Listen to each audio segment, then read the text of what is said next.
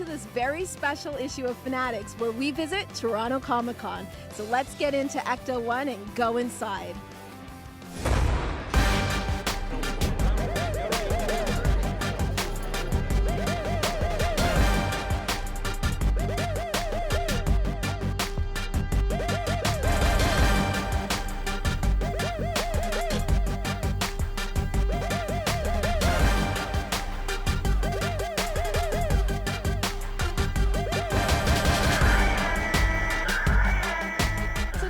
About Toronto Comicon.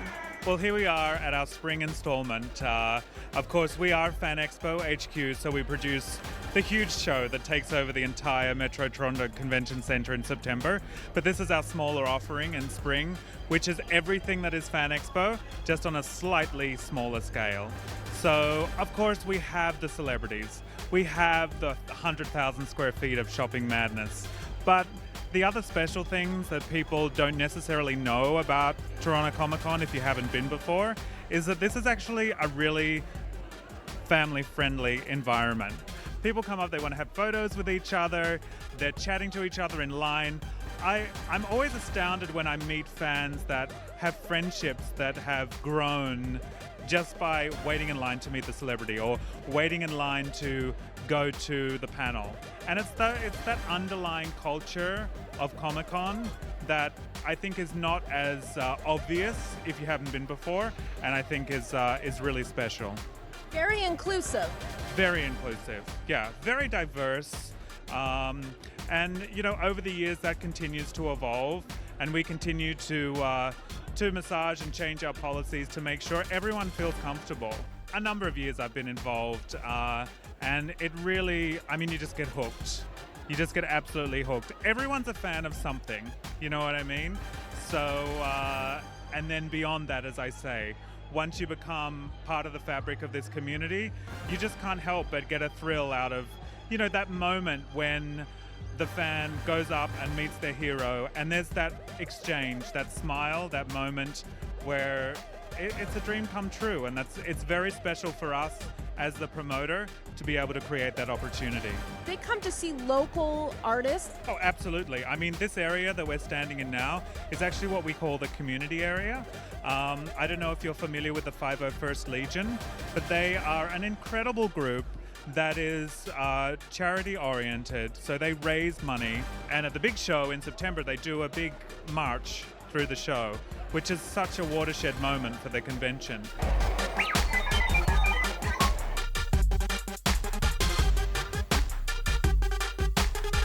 We are the 501st, the Canadian garrison.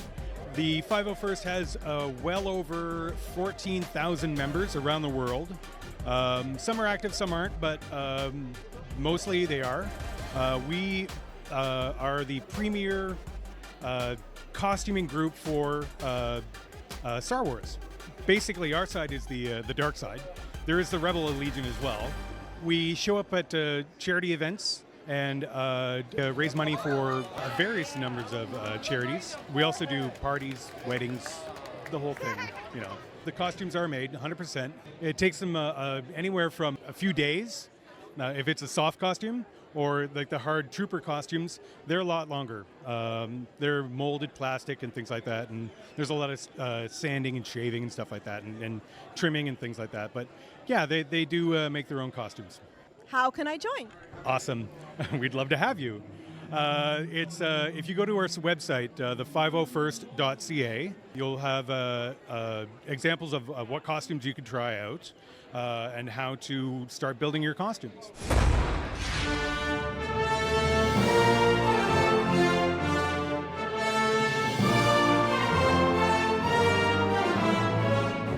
Well, my name is Sean. I run a YouTube channel called The Sean Ward Show, where we put up a new superhero-themed comedy video every single Friday. How did you get started with this? Well, I've been loving kind of the idea of being a filmmaker just forever, right? Back when, well, kids playing with their Lego sets, I used to like make not just a house, but like a set, and the cameras and the little Lego men were the directors and the actors. So from then, and my love of comic books and superheroes, what started out as, you know, what used to be, we would be making a movie on March break on somebody's camcorder. Well, now you can take that same product and upload it to YouTube for the whole world to see. You're getting millions of views, though. You're not just any guy on YouTube.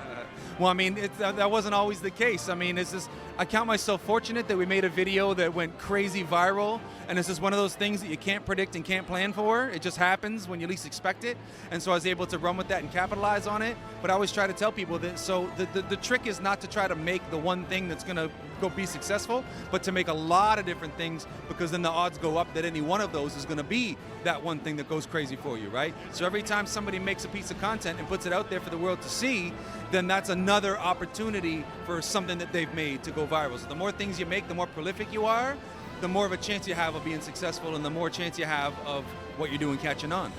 And tell us a little bit about the Spider-Man shoot you did today. Oh my goodness. Well, every convention that we go to, I find out where the Spider-Man themed photo shoot is happening, and I go shoot video of it. If I can't find out that there is one, I make one. And I just tell all the Spider-Men that I meet to tell all the other Spider-Men they meet where to meet and get together. So we always end up getting anywhere from like 10, 20, 30 people in all different variations of Spider-Man, all of his supporting character, variations of supporting characters. So we get great video of a lot of great costumes. The passion they put into the costumes, it's like, you know, real labor of love for these people to make these costumes, and I'm just blessed that they all show up to come be in the videos, and the videos that we make of the Spider-Man shoots, they always end up doing very well for us. So going to the Comic-Cons, I mean, you get to say that this is what we do for a living, right? So it's pretty great. 3, 2, 1. Not the Spideys! No! No! No!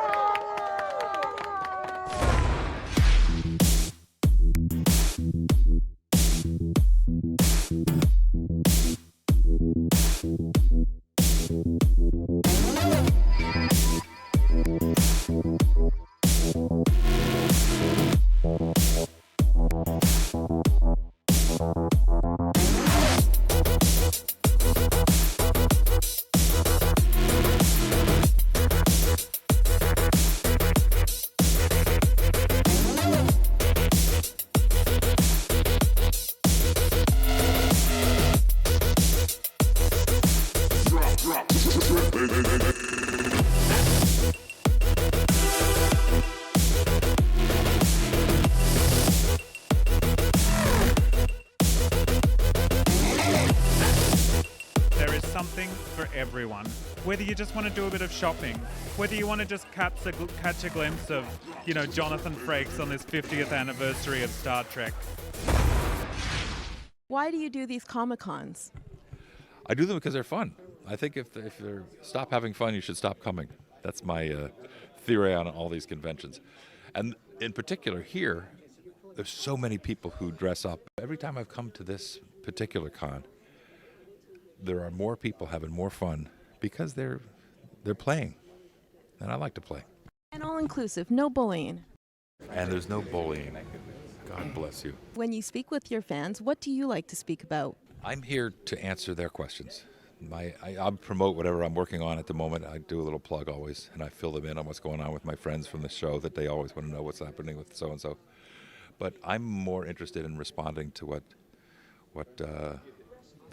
they want to know. I mean, the show's 30 years old, so most of the questions have been asked. So I'm always interested. Well, it's always interesting to see if somebody's got a new take or wants to talk about something else. Or no, I respond.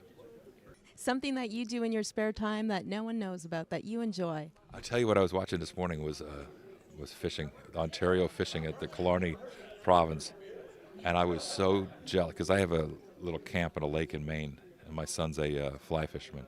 So when I'm not on the bridge of the Enterprise, I like to be in the boat catching smallies. Why do you come to cons? What is it about the fans for you? Well, first of all, people have asked me before. They've said, "What do you think of those people that dress up like in the costumes and everything like that?" And I'm like, "Isn't that a little weird?" And I go, "I do that for a living. I mean, I literally do that for a living. I get up, go to work, put on a costume, and then I'm that all day long. These people come up for a weekend or something like that, and they're like, "So what are you trying to say?" And they get turned off on it, or they get like taken aback by what I'm saying. I think that when we get to dress up as a costume and we see these kids get excited about it, or even adults, you know, that part of us, that's incredible. And when you get to do that as an actor and then get inspired, people to this day still come up to me and go, "Johnny Rico," and it's 20 years later. That's pretty awesome. What's something you enjoy doing aside from acting? Well, I'm a dad, so I love being a dad. I love being around my kids. I like watching movies a lot. I love reading. I like love music. So a lot of different things. I have Interns of Field that's out right now where I play Hawkeye. I have Mortal Kombat Legacy Season 3 coming out where I'm Johnny Cage again. And I have a film that I directed called Storage Locker 181 that's coming out right now in different territories, little indie film. And yeah, I'm also in it. Why do you come to these Comic-Cons? What is it about your fans? They're incredibly polite and civilized and interested and humble. And it's a joy to be here to meet the people that support The Walking Dead. You know, I'm happy to be here. I just am here for the fans to respond to them, but if I were in a Q&A, I would say to my fans, The Walking Dead exists for you to ask yourself how you want to live the rest of your life under unbearable pressure. If you had any unbearable pressures, challenges, enemies, how would you want to conduct yourself so you would be proud of yourself at the end of your life? Something that you enjoy doing that is nothing to do with acting. I'm an adventure traveler. I just came back from ballooning in Burma, climbing Mount Kilimanjaro. This is the truth. You can check with my children because I do it with them. And I'm just taking my husband in early May to rural China to visit the tribes of southern China and go off the beaten track. And then in June, I'll be back in Toronto with Golda's Balcony from June 6th to the 19th at the Greenwind Theatre. It just keeps getting bigger. It just keeps getting bigger. I mean, the September show where, you know, we're maxed out, where they need to add another wing to the Metro Toronto Convention Centre, or we need to move outside. So that's why this March break event, you know, for the family is a great one to come down and kind of dip your toe in, test it out if you haven't been to a convention before. And trust me, if you come on down, you'll just get hooked like all of us. So one thing about conventions that I always get asked is, do you have to come in costume? So I just want to dispel this myth right now, and the answer is absolutely not. As you can see, I'm just here in my jeans and sweater, and I fit in, you know, very, very comfortably. And where can people go for more information? ComicConToronto.com is where you can pick up your tickets. Join our Facebook group, you know, like our page. We're constantly pushing out messages and, you know, telling people how they can navigate the convention circuit. And are you a nerd? I'm a nerd, underneath it all. My staff wouldn't agree, but I am underneath.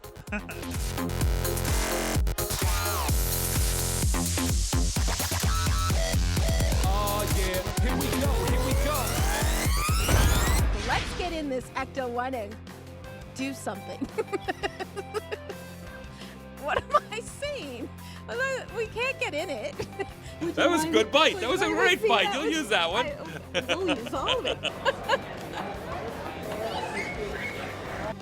My turnoffs are, I know. On a dating site. I'm just kidding. Okay, what's this? I don't know, but here it comes again. Wait. What's this? A whole bunch of these.